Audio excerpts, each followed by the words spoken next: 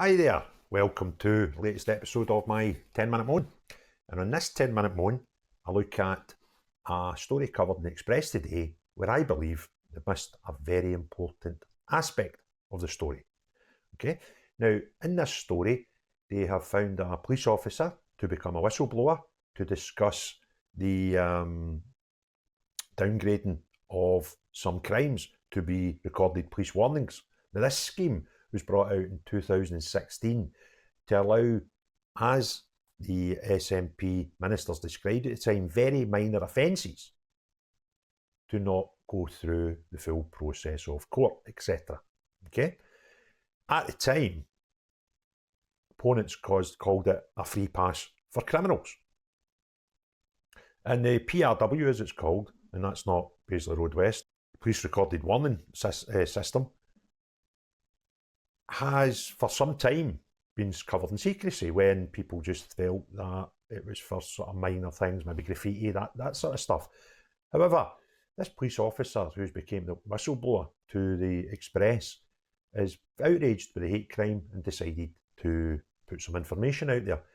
And their story is sort of attached more to like the assault stuff and things like that, where they claim that assault charges, when there's no injury, could go through the PRW system.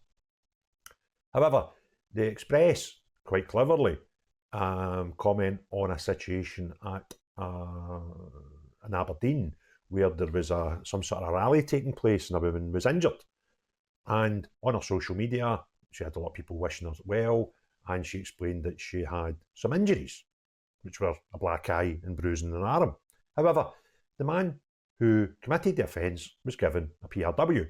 So although the PRW list that this police officer's leaked shows assault without injury as being available to police to give a PRW to, this case shows that that is untrue, that even assaults with injury are now given PRWs and police recorded warnings. Now, some of the police comments are quite shocking, quite surprising actually, and now the whistleblower says that the list was changed last year by the Lord Advocate. Now, Chief Superintendent Nicola Russell, she's quoted as saying guidance on these issues is provided by the Lord Advocate. Now, I don't need to tell those who like my videos that Silver Fox has been doing a few videos about the Lord Advocate recently and about how it's inappropriate and possibly unlawful to have the situation where we have the Lord Advocate, who is on the Cabinet for the government, also being the prosecution in this country. One thing, as I say, that they missed is one of the other crimes now listed under the police recorded warning system. And I need to remind you that the whistleblower said that the Lord Advocate made these changes last year. I need to remind you that for 3 years now, the Scottish Government have been under investigation for fraud, amongst other things. Now, isn't it bizarre that fraud is now listed in the possible crimes committed on the police recorded warning system? So if you commit fraud now, it is possible that that may not go through a criminal system and you may just receive a police recorded warning. Now, the fact that smaller crimes like credit card, buggering off without paying for fuel, etc. seem to be listed there, I can sort of understand that. However, the very first listed fraud is fraud, full stop. Not low level, not just daft things like walking out of a shop without paying, or fraudulently using a credit card in a shop for small amounts.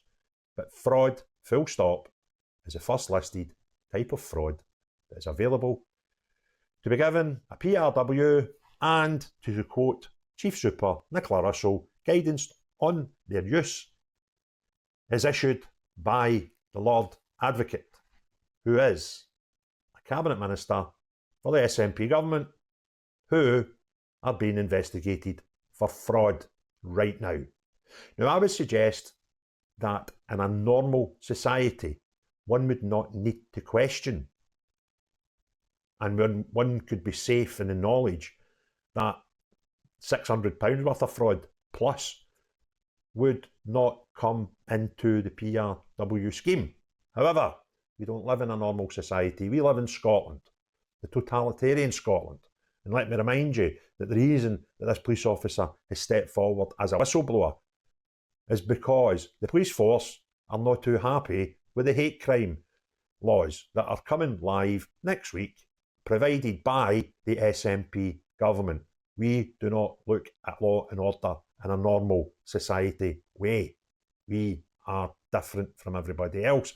And therefore, normally, 2 years ago, 5 years ago, if this sort of thing came to light, I wouldn't even question it. I'd be quite confident that any Lord Advocate, any prosecution service would not have fraud to the scale of over £500,000 potentially listed in their recorded warning system. But we're not talking about normal people in normal times. We're talking about this SNP government who have lost the plot. And it does concern me because they have the power now for anybody who is charged or suspected of fraud to be issued a police recorded warning. And a system and a list of offences that was amended last year by the Chief Advocate, the Lord Advocate, I beg your pardon, who is on the government cabinet in Holyrood. Now, I'm not suggesting that these potential allegations and investigation against the SNP will lead to any wrongdoing, because that's not my job, that's the police's job. However, it does concern me that if they are found to have wrongdoing, the crimes they may have committed have now, surprisingly in the last 12 months, appeared on a list of convictions that can be dealt with a police recorded warning and not a criminal case. Call me a conspiracy theorist, call me a right-wing fascist, Islamophobic conspiracy theorist, all you wish.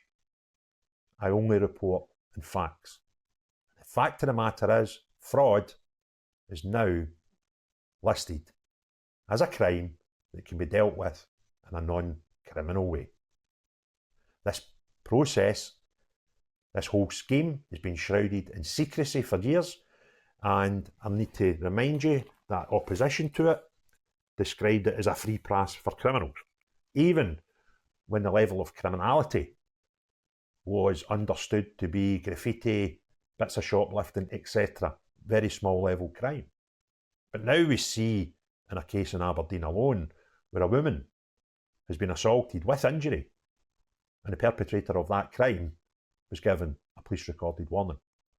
That proves there's a bit of scope within the system already, without having to consider that the person, and again I quote Chief Super Nicola Russell, guidance on their use is issued by the Lord Advocate, who just happens to be in the SNP Cabinet. I'm not making any assertions of Ms Bain, who is the current Lord Advocate. I'm not making any assertions of the outcome of the current Branchform investigation. I'm just enlightening the Scottish public of what can happen in Scotland today if you have been accused of fraud. And I think it stinks. So, unless you're any of the people under investigation in Branchform, have a great day. Cheery bye now.